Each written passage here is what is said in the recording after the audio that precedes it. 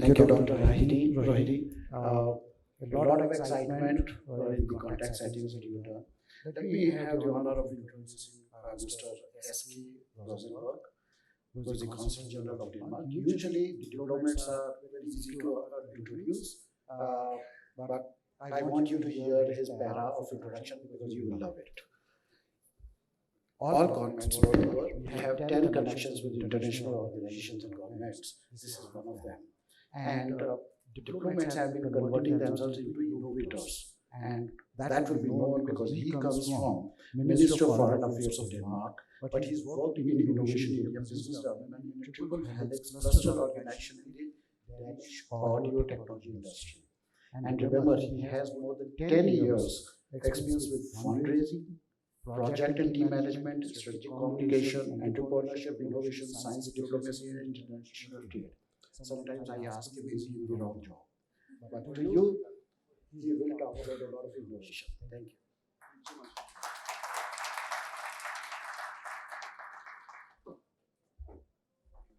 Okay, so I get the boring plateau and not the headset.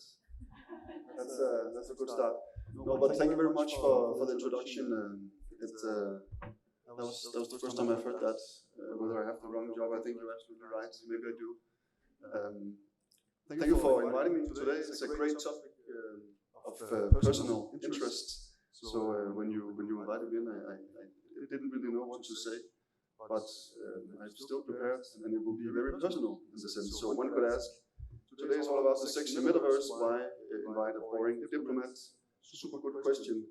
I'll try to see if I can sort of compensate for that the next 10 minutes or so, and I'll also try to be on time.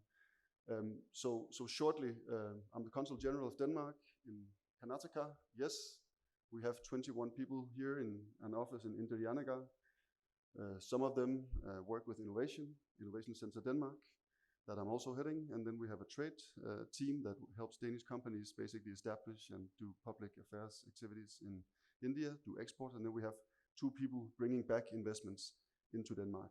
So that's my job today, and Innovation Center Denmark, I think that's maybe the key instrument here that would be relevant for this topic. We work across different sectors. We work, as you said, with triple helix innovation. We try to build platforms and models, and basically I hope that after today I have a good excuse to come back to many of you and discuss how can we do that together, maybe also in the context of the metaverse. But basically my own metaverse journey started pretty bad. I don't know how many of you guys work with either VR, AR, MR, or something related to metaverse. Can I just get like a hand? So like 10%, 10%, and then the rest of you are interested in it. Okay, I don't know how many of you remembers it, but Second Life was my first encounter with the metaverse. And it was a lousy experience because my dad's computer in Denmark was so slow. So I was basically only sort of exposed to it for 2 seconds before I gave up. And then quite a few years went by, and I started working for this organization that had to do with audio. In Denmark, we have a very strong audio industry, brands like Bang & Olufsen, Jabra, Sennheiser, also 3 of the biggest hearing aid companies in the world that basically caters for 60% of the global market for hearing aids. So I worked a lot within the audio industry, and then I started to see this, okay, 2015, Gartner's hype cycle was at its peak for VR. Everybody talked about 16 being the year of commodity, and now it will everybody would be able to buy a headset. So we thought, okay, how can we try to see if we can take this audio industry and help them be at the forefront of the VR, I wouldn't say revolution, but at least the VR, the slope going down for the VR hype cycle of Gartner. So I started to look into it a little bit, and my first real experience was in San Diego in 2016, where basically there was a big VR conference going on, and it was great fun to see a lot of weird people from Silicon Valley and the rest of US at an expo showing all kinds of weird demos. And I think the main act was basically a DJ set in VR by a very young gentleman that sort of kicked me a little bit back, and it had something to do with audio, and I was quite motivated. And then afterwards, working for this Danish Sound Innovation Cluster, I started working on the spatial audio dimension of VR experiences, and hence got to work quite a bit with a lot of artists and tech people and innovators, and try to see also on how we could again help those Danish, tech companies that had audio products that basically had the access that people needed to give them this full immersive experience. And that was basically my entry into this area. I had an amazing workshop with a Bangalore-born innovator in this space called Varun Nair. His company was called 3 Big Years. It got bought up by Facebook, and basically now is the software running in Facebook's spatial audio software. I don't know if he's here today. He's probably not. I think he lives in Edinburgh actually, but Varun Nair is from Bangalore, and he was basically a pioneer in this spatial audio field as well.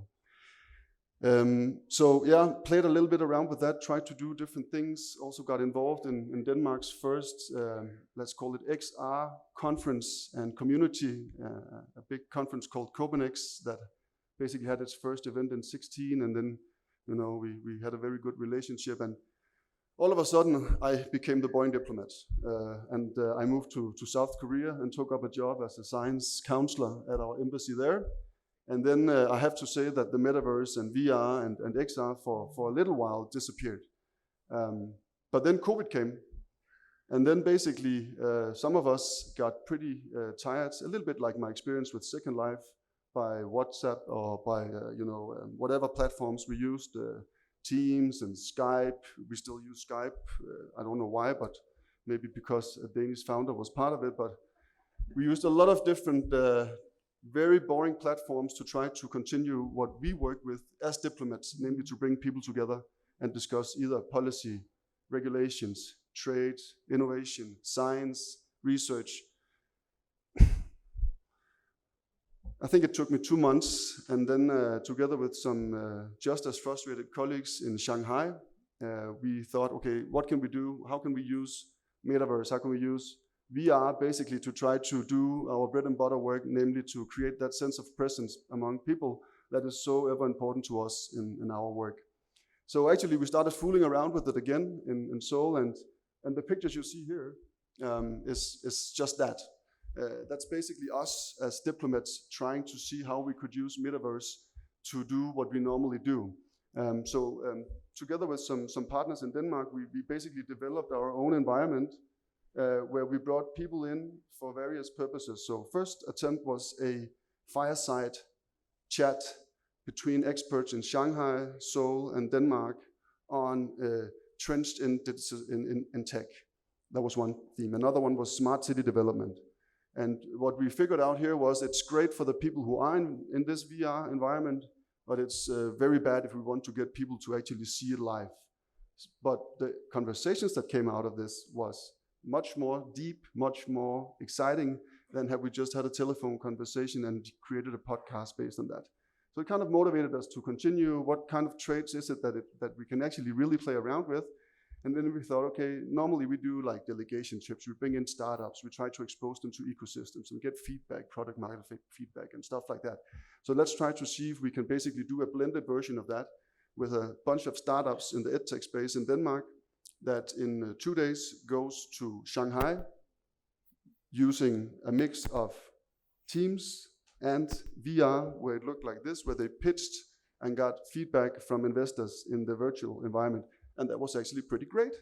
And there was a lot of interesting chemistry and presence that happened in that interaction. And it wasn't so much that deals were made within the environment, but it gave another kind of dialogue and again, sense of presence, so that when they followed up afterwards, there was a different chemistry from the, I don't know, I never put my camera on besides the first 2 minutes in the Teams conversation, because normally I'm not dressed as I would be right now. And you just have a distance between yourselves when you do these classical platforms. And here, even though you were in avatars and you didn't know the face of the real one before you saw them on Teams, you still had a different kind of relationship to one another. So that was pretty fun. We played around with that. And after I moved to Bangalore 1 year ago, I also squeezed in our team here in one of those. So we actually did another virtual innovation camp where the Danish companies went first to Shanghai, Seoul, and then they ended up in Bangalore, all in 3 days. So what you see here is actually some of the Bangalore investors that provided feedback to the Danish startups that were participating from back home in Denmark. So yes, we are boring diplomats, but sometimes we also try to move into the creative space, and this was a great experience. But maybe enough about me. No, I also want to highlight two of the greatest experiences I've had that basically maybe was also a little bit of the foundation for why I started trying to fool around with it in this context. One of them, it also like demonstrated the power of the metaverse to some extent. South by Southwest in 2017, Chris Milk, I don't know if you know about him. He had made an experience together with Pharrell Williams about human evolution. It was the first multi-player VR immersive experience with Pharrell Williams as a soundtrack that basically brought me from a dinosaur to Doomsday in a couple of years' time ahead. And you did that in parallel with another one where you were basically like running away from big dinosaurs and big gorillas. And it was just one of those experiences where I really saw the power. It was the only line I was at for South by Southwest. It took 5 hours to get there, but it was one of those experiences where this can do something that I haven't tried before. Another one I tried was basically notes on blindness by a French company called 8, and they did a pretty simple, seen from a visual perspective, VR experience, but from a spatial audio experience, incredible. Basically, they simulated how it was to be blind and maneuvering around in the city landscape. And all of a sudden, I'm almost blind, but not completely blind. I could relate to how it was for a blind person to basically coexist with the rest of us. And my mom has worked with blind kids, had a little bit of a feeling about it, like her being able to do, science and stuff like that, and the power of music. But being here, almost blindfolded, and then sort of navigating through sounds only, again, it put me in a different place than I was myself, and it really again demonstrated what this technology can do as well. Okay, so that was the motivation behind it from my side as well. Okay, but what about Denmark and Metaverse? I'll cut this short a little bit because it's not only about me and why I think it's cool to be here and why I look forward to see what's cooking in the Metaverse ecosystem in India and how we can collaborate. I don't know if you know, but I have 3 examples of some interesting companies that I would like you to check out that I have worked a little bit with in the past. But before that, the foundation for some of these companies and the foundation for why I think also Denmark is an interesting country to collaborate with when we talk about Metaverse is Unity. How many of you uses Unity and how many uses Unreal? You use Unity? Unity? Unreal? Perfect. You basically have proved my numbers here, and I don't know if you know, but Unity is a Danish company, and they are in 73% of the 1,000 most played mobile games worldwide. They are a few years later into the market compared to Unreal, but Unity is also a huge engine for various of these applications that we are talking about, and they have, of course, been instrumental in the ecosystem that has then since grown in Denmark. But not alone, but we have the technology company, we have the technology competencies, and that is a big part of the reason why there's an interesting ecosystem to look into. Then on the content creation side, I also want to mention that some of the reasons for some of these examples exist today is that we do have a very strong gaming and animation industry in Denmark, and not a lot of people know it, but maybe some of you have played Hitman at some point, and that's created by IO Interactive, which is a Copenhagen-based gaming company, and that's probably the biggest and most well-known, but we have a lot of smaller gaming companies that are quite interesting and there's also, of course, some of those that have taken a step over into new applications and so on and so forth. And film and animation, again, you have a lot of those talents that we need to go in and create the cool content regardless of the application. And then, of course, the audio industry that I've mentioned earlier, and which is a little baby for me to talk about once in a while. So I think we have like some interesting elements that have basically helped create a pretty, it's small, yes, but pretty innovative, creative, and also, I would say, pretty at the forefront of the development ecosystem in Denmark when we talk about Metaverse. And these are 3 examples. So Labster is one. And Labster is basically funded by some of the same funders behind Unity. It was some students from a technical university of Denmark that were sick and tired of not having access to the best labs that they could get access to if they could get into the Ivy League in US or maybe somewhere in Cambridge in UK. So they decided to basically build them in VR. And out of that came a company where they're basically democratizing the access to world-class labs to students throughout the world. And it's not only in this environment that the students are supposed to get their education. It's blended learning. This is a supplement to what they're doing already, but they give students access and they give them a gamification that basically helps them improve. Where they improve the most is not the top achievers, it's the mid achievers and the low achievers that they can really ramp up in terms of the ability to take in some of these cognitive skills that you would get from lab experience. Interesting company to follow, super interesting. Another company I would like to show you is actually the company that developed the platform that we use for our own little diplomat Metaverse experience. And Kanda, they are very much into the training and skilling.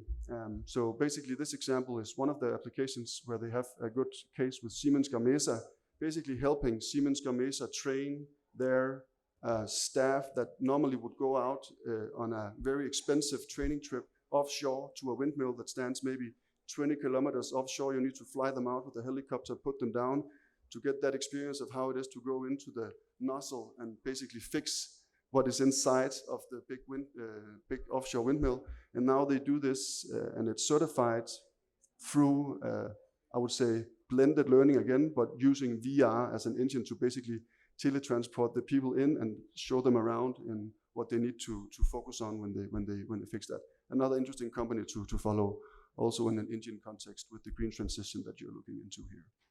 The last example I want to show you is Cora. And Cora is basically doing a lot of different things. One thing they did in the beginning was also to really focus on, okay, we want to do something with, I think they started with VR, right? Basically, that's what the founder wanted to do. But he also saw the need to educate the community around it because, as you so rightfully mentioned before, you need to think about basically the value towards the consumer or the buyer of your product in the end. So they were basically one of the reasons for, they basically invested as a company in building a community in and around Copenhagen with artists, technologists, innovators, end users, so on and so forth, and have a lot of interesting use cases that you can have a look at their website.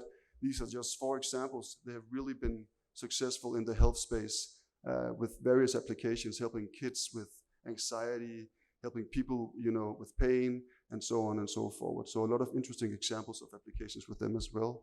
And all of these 3 companies are heavily research driven. And I think that's also an important takeaway for me. This can all be fun and creative and arty and sexy.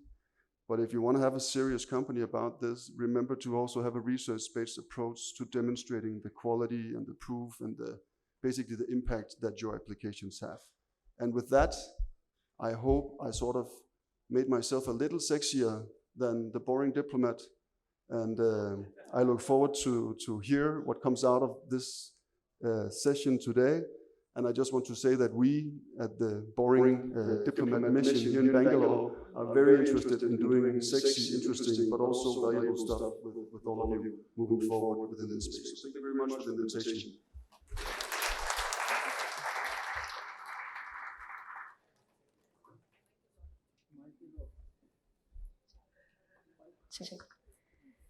So thank you so much for that very, very insightful address. Can we hear that from Mr. SK, please?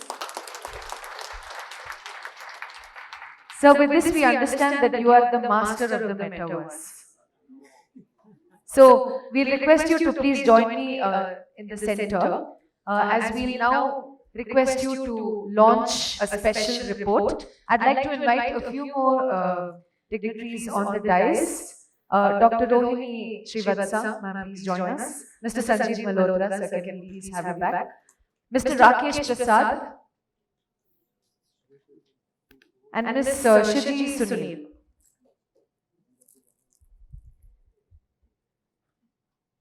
So I'll request Sushant to please bring your report. This is a report that he has made. So we'll request you to please hand it over to Mr. Eski. So we'll request you to please do the honors.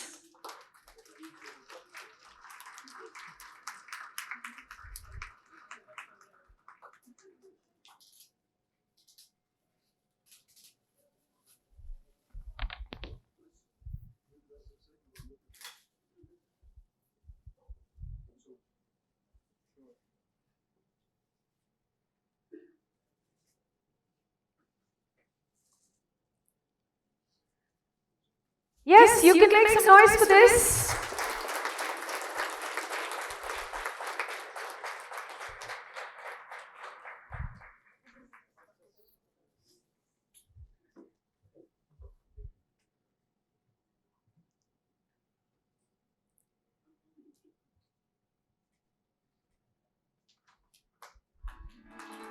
And I'll request Mr. Sanjeev Malhotra, sir, please tell us a little about the report.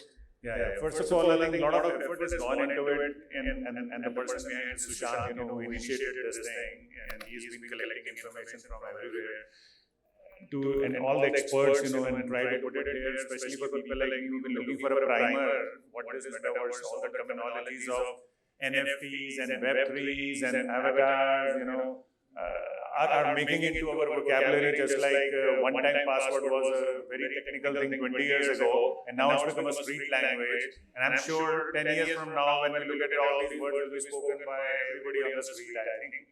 But now I think we have to make an effort to upgrade ourselves on the technologies, and this report is pretty helpful on that. And it's available digitally, and maybe some physical copies will be around, but more digitally, I think. So reach out to Sushant if you need more.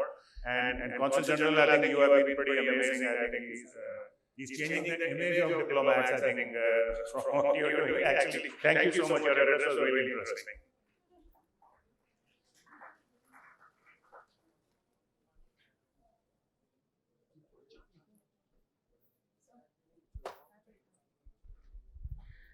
Thank you so much, sir. So while you are taking your first glance of that report, we are setting up the stage for a panel discussion next. Please allow us 1 minute of time to just set the stage.